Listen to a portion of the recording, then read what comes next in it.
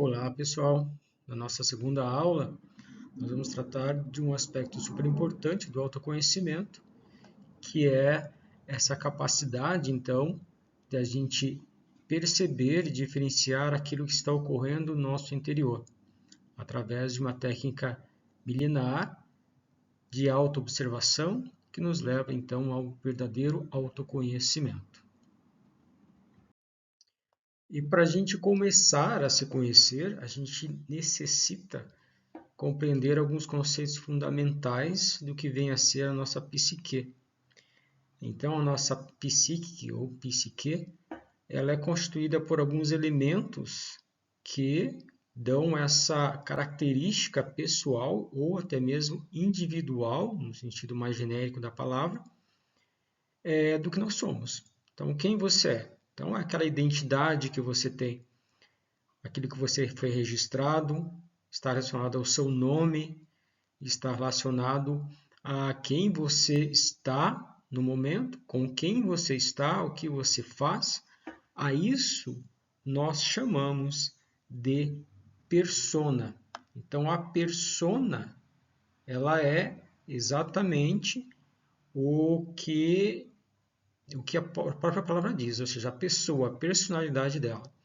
Então, essa personalidade, ela é formada por aquilo que é bom e ruim, que nós podíamos chamar então de ego, ou, como a gente vai falar muito aqui, de defeitos psicológicos, e também da nossa essência, ou seja, aquilo que é mais do que o ego.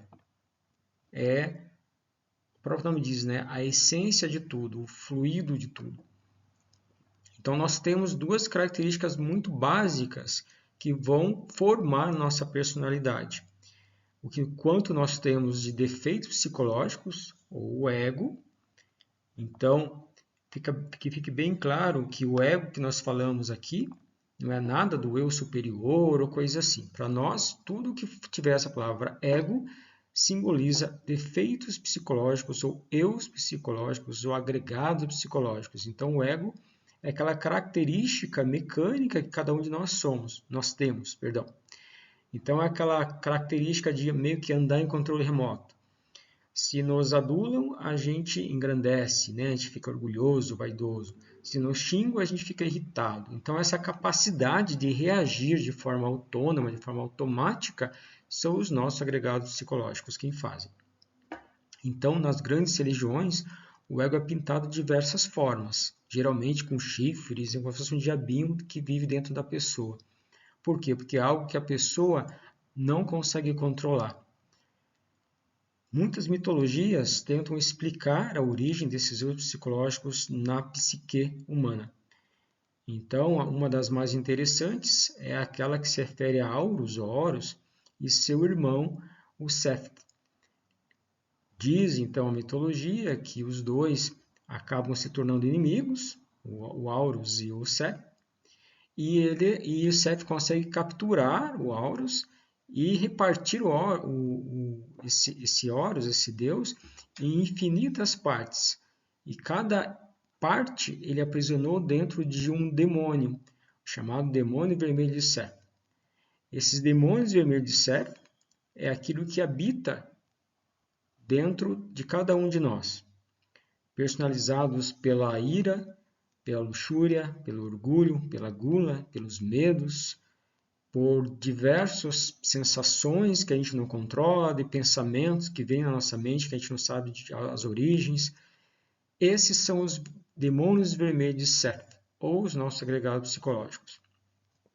É claro que outras filosofias, outras instituições, elas têm a sua explicação para a formação dos agregados psicológicos. A gente vai ver mais a fundo no nosso curso ainda como é que surgiu esse agregado psicológico dentro da gente.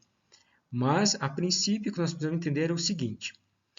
Aurus, sendo então a alma inefável, a alma divina, que habitaria dentro de cada pessoa, ela foi aprisionada dentro do ego, que seriam os demônios vermelhos de Seth. Isso nos lembra, então, passando agora para a nossa analogia, que a essência a qual eu falei há pouco, esse princípio da nossa alma, então, ou podemos até generalizar para facilitar o entendimento, aquilo que vai gerar a nossa alma, ela encontra-se hoje dentro desses graus psicológicos. O que chama a atenção no ego, na realidade, é a capacidade que essas figuras que habitam dentro da gente possuem de pensar por si próprios, de sentir por si próprios, e de agir por si próprios. Então, a gente não precisa pensar em ficar irritado, a gente simplesmente fica irritado. A gente não precisa pensar em ser luxurioso, a gente simplesmente fica luxurioso. A gente tem uma capacidade, vamos dizer assim, de colocar no controle remoto e passar o dia inteiro sem controlar nossas ações. O próprio ego faz isso. O ego da gula sente fome, ele vai lá e come. O ego da ira se irrita com o trânsito, vai lá e buzina. O ego da vaidade escolhe as melhores roupas para desfilar na praça. O ego do orgulho fica tudo enaltecido porque foi bem na prova. O ego da preguiça fica todo, então, espreguiçado, né? Quando chega em casa, depois do dia de trabalho, fica ali sentado no sofá e não quer mais saber de nada. Então, nós temos diversos erros psicológicos que praticamente comandam a nossa vida. Se a gente for ver o quanto de consciência foi utilizada durante o nosso dia, é muito pouco. Basicamente, nós ficamos no automático. O objetivo desse curso de autoconhecimento é justamente conseguir verificar quem é que está pensando, quem é que está agindo, quem é que está sofrendo e começar a eliminar de dentro da gente todos esses graus psicológicos que constituem a nossa personalidade. A personalidade nossa que nasceu, que foi criada desde quando a gente estava lá no ventre da mãe. E até os 7 anos, mais ou menos, ela ficou praticamente pronta, de acordo com o ambiente que nós vivemos, de acordo com os nossos defeitos psicológicos, nós já trazemos de outras vidas, a gente vai estudar isso também, de outras existências, enfim, e também a nossa essência, nosso princípio da alma, nossa verdadeira alma, na realidade, é que precisaria estar sendo trabalhada, mas quase sempre ela não é trabalhada, ela é quase sempre esquecida. Porque o nosso ego está o tempo todo se manifestando. E será que a gente precisa permitir que o defeito psicológico se manifeste o tempo todo? O que aconteceria se eu eliminasse o defeito psicológico? Então, vamos de novo voltar ao ego e a gente vai entender agora que o ego ele é como se fosse uma grande árvore. Vamos imaginar que essa árvore fosse a preguiça. Quem nunca teve preguiça de levantar cedo, né? Ainda mais no frio e tal. Nós, evidentemente, nosso corpo também responde às questões climáticas, responde às questões ambientais, mas a nossa psicologia acaba atuando de uma maneira muito mais evidente.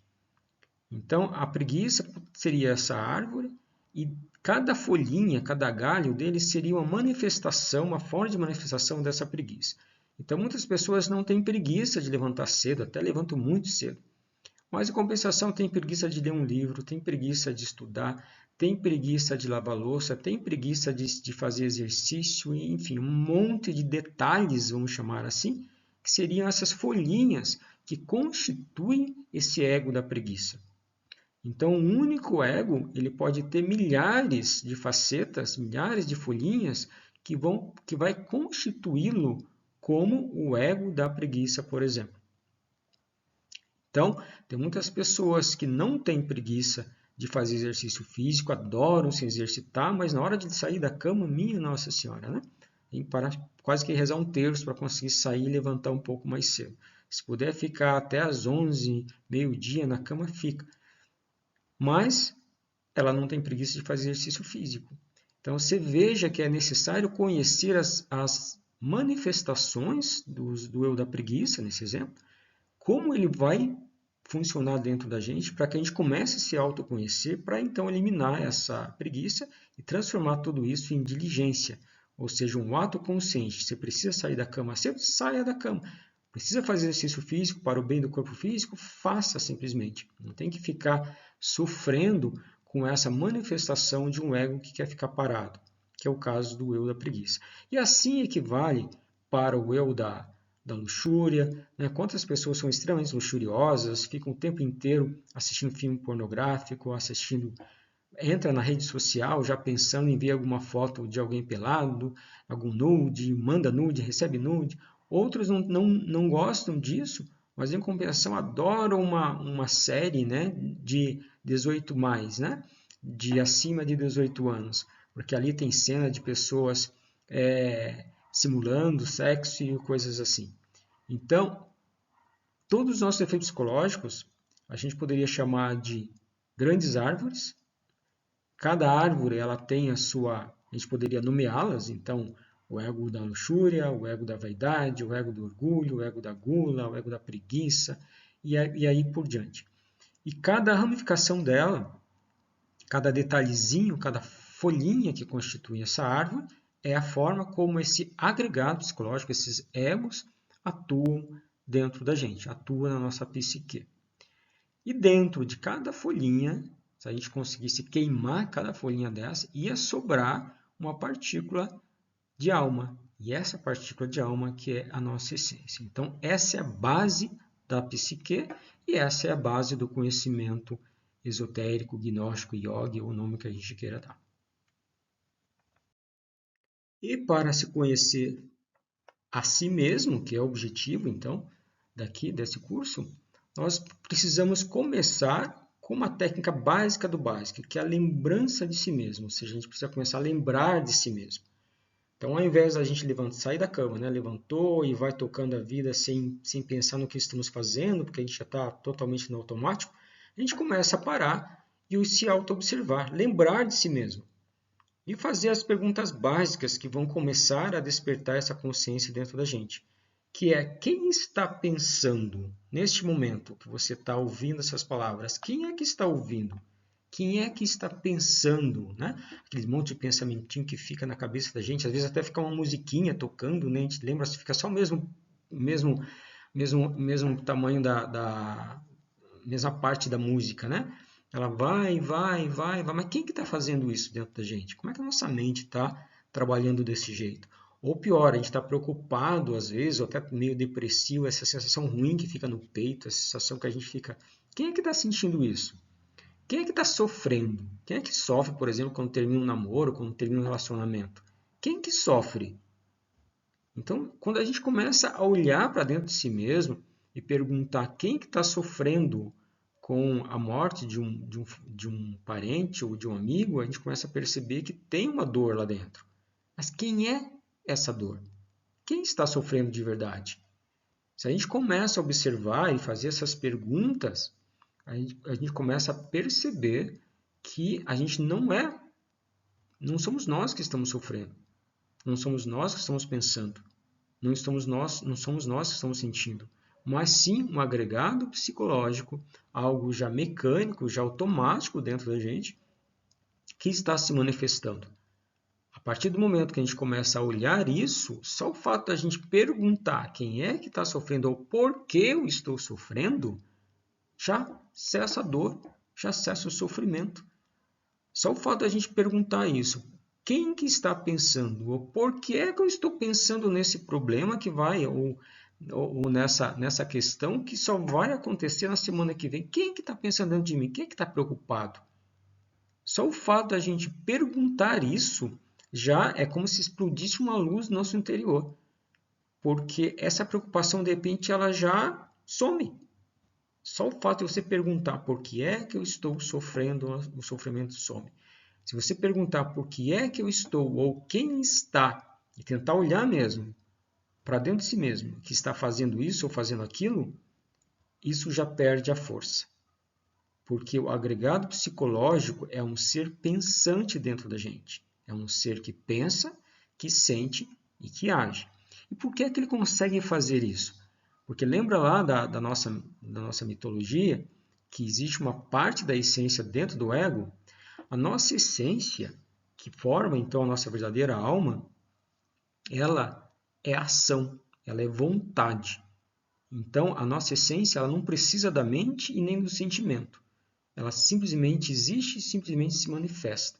Mas como ela está aprisionada e com isso ela acaba se invertendo e se tornando automática, ela tem esse poder de se manifestar sozinha, ou seja, pensar sem que a gente esteja no controle, a gente consegue sentir sem que a gente esteja no controle e acaba sofrendo porque não existe luz no nosso interior suficiente para manter a nossa essência se manifestando. Afinal, quem eu sou? Essa é a principal pergunta do momento, né? Quem eu sou?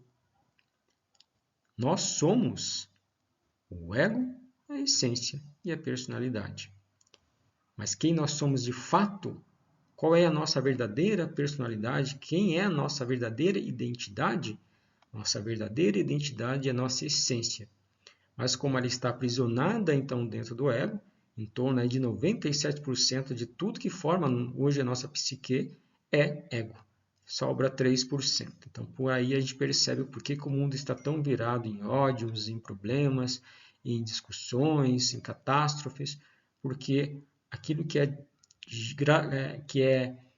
realmente verdadeiro dentro de cada uma das pessoas está profundamente adormecida dentro do ego. Então, essa técnica de autoobservação, ela é extremamente importante porque ela vai nortear todo o nosso trabalho esotérico de autodescoberta.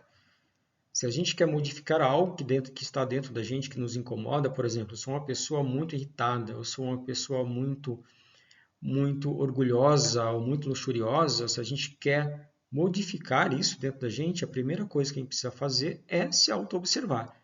É lembrar de si mesmo, fazer aquelas perguntas, mas principalmente a gente tem que ser o observador e também o observado.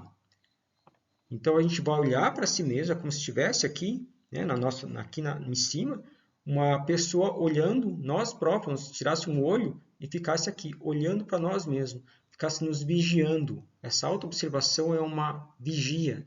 Quanto mais a gente se vigia, mais a gente consegue colocar luz dentro do nosso interior, descobrir cada coisa que está se manifestando dentro da gente, e a partir daí, quando a gente descobre, a gente pode passar por uma outra técnica que é eliminação desses defeitos psicológicos.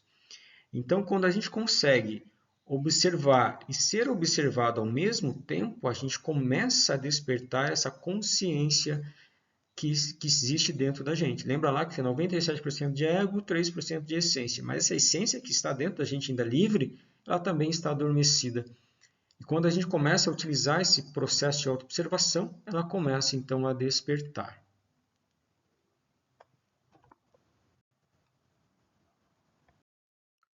E onde estão as nossas virtudes? Falei tanto de defeito psicológico, né? Como se a gente não tivesse virtude também. É claro que nós temos virtudes. E onde elas estão? Nossas virtudes estão ali junto com a nossa essência. A nossa essência é, na realidade, a nossa essência é, na realidade, as nossas virtudes. Então, assim como nós temos a ira, nós também temos o contrário da ira, que seria essa virtude. Então, o que seria o contrário de uma pessoa iracunda? É aquela pessoa mansa, aquela pessoa que tem uma mansidão dentro dela. Uma pessoa orgulhosa seria a virtude da humildade, o contrário, né? Então, uma pessoa mais humilde, não aquela pessoa que finge ser humilde, mas aquela pessoa realmente, que mesmo que ela tenha fortunas, carros e títulos universitários, ela continua sendo uma pessoa humilde, porque isso é uma virtude da alma. É diferente de uma pessoa orgulhosa, que mesmo não tendo nada, acha que é melhor que as outras pessoas. E a base de tudo isso, né, de conseguir fazer com que as nossas virtudes se manifestem ao invés do ego, é do conhecer ao despertar. Ou seja, a gente primeiro conhece, aí então a gente se auto-observa, elimina aquele defeito psicológico e começa a despertar. Por isso que a gente precisa aprender a eliminar nossos defeitos psicológicos. É necessário morrer em si mesmo, ou seja, pegar algo que não nos serve, que nos incomoda, eliminar aquilo dentro da gente para que nasça no lugar uma virtude. E é possível eliminar os defeitos psicológicos? Sim, é evidente que é possível eliminar os defeitos psicológicos. Nós não nascemos com defeitos. Nossa primeira vida no planeta Terra, a gente não estava cheio de defeitos psicológicos. A gente não éramos pessoas iracundas, não éramos pessoas orgulhosas, não éramos pessoas capazes de fazer guerras. É que o tempo de existência que a gente foi nascendo e morrendo, e que acabou criando essa mecanicidade dentro da gente, e hoje a gente tem muito defeito psicológico. E quando a gente consegue, então, eliminar os efeitos psicológicos, que será já tema das próximas aulas, a gente começa, então, a despertar dentro da gente aquilo que no yoga é chamado de Satnam. Satnam é a verdadeira identidade, aquilo que realmente nós somos. Então, uma coisa é a personalidade que se formou desde quando nós nascemos. A outra coisa é aquilo que nós realmente somos. Quem nós realmente somos? Nós somos essência. Nós somos uma partícula do absoluto, nós somos uma partícula de Deus que precisa aprender a se manifestar.